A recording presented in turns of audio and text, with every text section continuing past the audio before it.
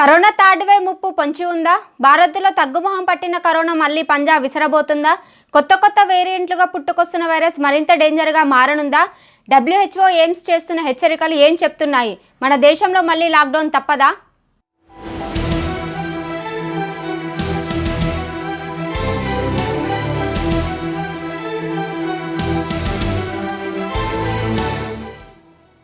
Corona వెంటాడుతూనే ఉంది. ఎన్ని రకాల వ్యాక్సిన్లు వచ్చినా అంతకు మించిన కొత్త వేరియంట్లతో ప్రభావం చూపుతూనే ఉంది.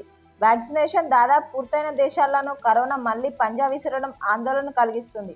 యూరోప్ దేశాల్లో ఫిబ్రవరి నాటికి మరో 5 లక్షల కోవిడ్ మరణాలు సంభవిస్తాయని WHO చేసిన హెచ్చరిక మరింత ఆందోళనకు గురిచేస్తుంది.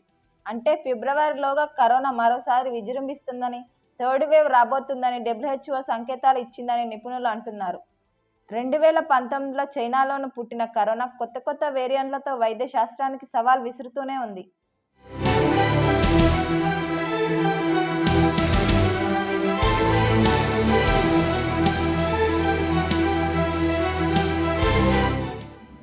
ప్రస్తుతం రష్యా, చైనా, అమెరికా, బ్రిటన్, ఇటలీతో పాటు పలు దేశాల్లో డెల్టా ప్లస్ కొత్త రకం వేరియంట్లు వణికిస్తుంది.